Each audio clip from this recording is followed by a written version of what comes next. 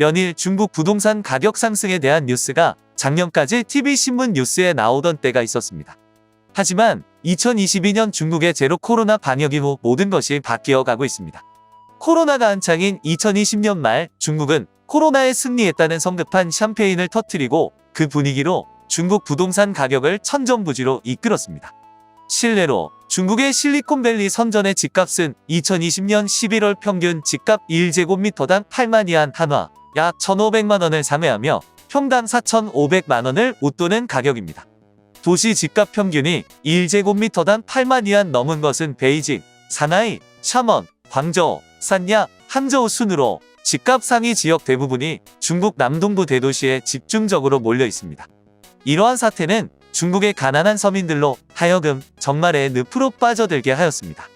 하지만 2022년 우크라이나 사태와 중국의 엉뚱한 제로 코로나 정책으로 세계 경제가 휘청이면서 중국의 부동산 시장에도 지독한 겨울의 찬바람이 서서히 불어오고 있습니다.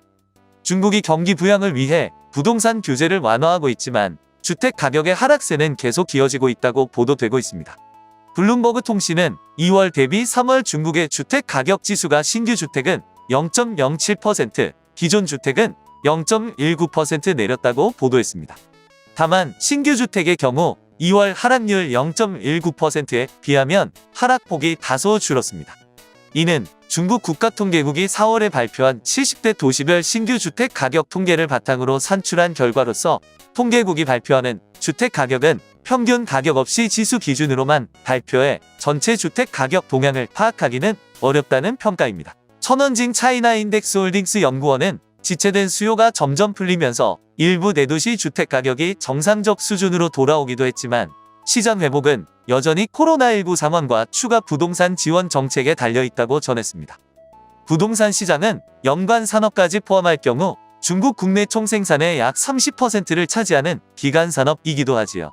그런데 지난해 하반기부터 중국이 공동부유를 앞세워 부동산 시장의 돈줄을 억제기 시작하자 중국 경기도 덩달아 얼어붙기 시작했다는 게 전문가들의 관측입니다. 지난해 중국 부동산 업계 1위 헝다그룹을 시작으로 지난 11일에는 정릉부동산도 디폴트에 빠졌습니다. 실물과 금융 분야 모두에서 막대한 타격이 우려되자 중국 정부는 지난해 12월 중앙경제공작회의부터 경제정책 기조를 안정 최우선으로 돌렸지만 상하이 선전 등 주요 대도시의 코로나19 관련 봉쇄 조치와 우크라이나 전쟁 등의 악재의 부동산 시장이 되살아날 기미가 보이진 않고 있습니다.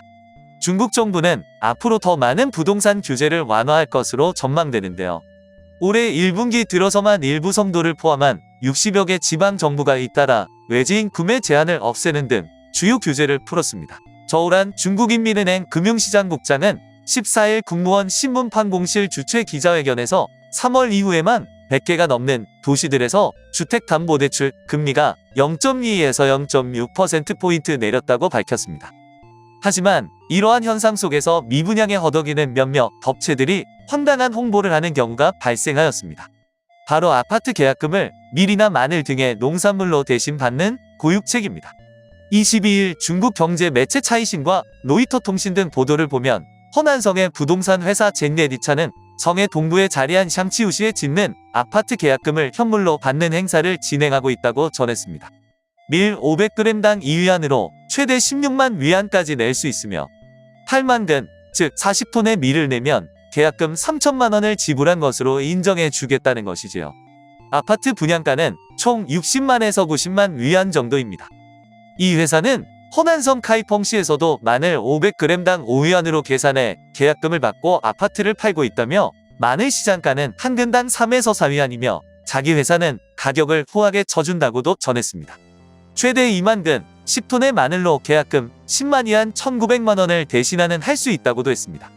이 회사는 실제 마늘을 받고 30여 채의 계약을 체결했으며 회사 관계자는 지역 농민을 대상으로 한 행사며 한시적으로 진행하고 있다고 로이터 통신이 말했습니다.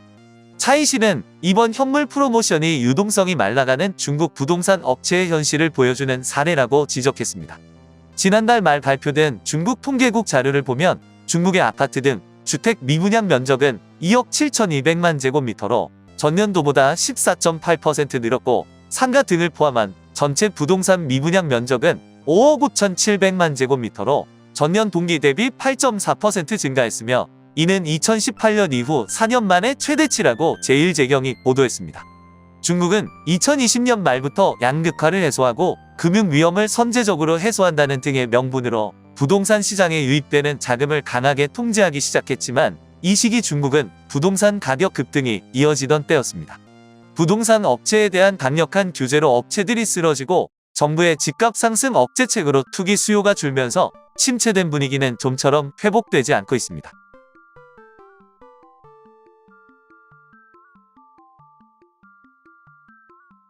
이상 류익남이었습니다. 여러분의 구독, 알람은 여러분을 즐겁게 해드리는 원동력입니다. 감사합니다.